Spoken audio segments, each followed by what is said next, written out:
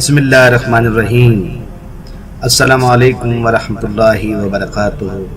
میرے پیارے ویور، میں امید کرتا ہوں کہ آپ سب خیریت سے ہوں گے۔ آپ کا میزبان آستانِ عالیہ المعروف جھنڈے والی سرکار سے حاضر خدمت ہے۔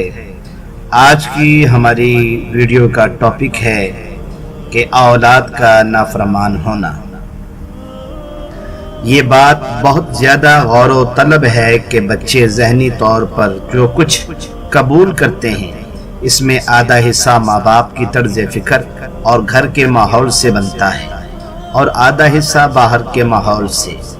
اگر گھر کا ماحول پرسکون نہ ہو اور ماں باپ لڑتے جھگڑتے رہیں تو بچے بھی ماں باپ کی عادت اختیار کر لیتے ہیں۔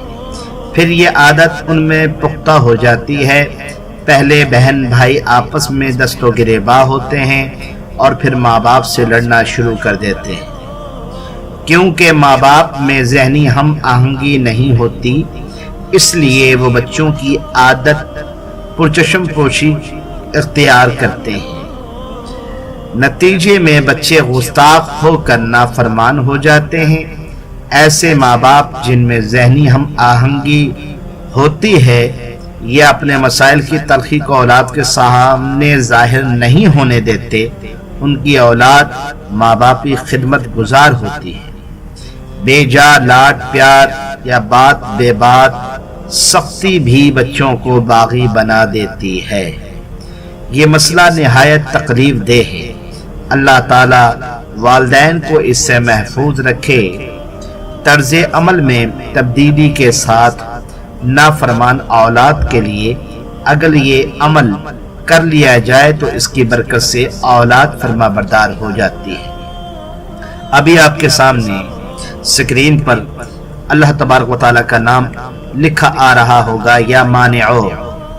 آپ روزانہ رات کو سوتے وقت جو بچے آپ کے نافرمان ہیں یا جن میں آپس میں لڑائی ہوتی ہے، آپ روزانہ 100 مرتبہ اللہ کا نام یا مانعو پڑھ کر اس پر دم کر دیں۔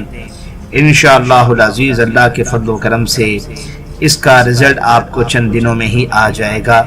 اگر یہ آپ 21 دن عمل کر لیں تو بہت ہی زیادہ اچھا ہے، اور اگر زائد دن کرنا چاہیں تو بھی آپ کی مرضی ہے، لیکن کمائی کا طور پر اس کا رزلٹ آپ کے سامنے آ جائے گا، اور الحمدللہ جو اولاد آپ کی نافرمانی کرتی ہے وہی آپ کا ادب کرنا انشاءاللہ شروع کر دے گی۔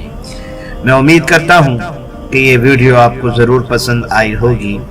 آپ تمام ناظرین سے گزارش ہے کہ میرے جو چینل ہے اس کو سبسکرائب کریں اور بیل آئیکن کا بٹن دبانا نہ بھولیں، تاکہ جو بھی ہم نئی ویڈیو اپلوڈ کریں وہ آپ تک پہنچ سکے۔ میں دعا گو ہوں کہ اللہ تعالی ہم سب سے راضی ہو جائے اور ہم پر اپنا رحم و کرم فرمائے۔ السلام علیکم ورحمۃ اللہ وبرکاتہ۔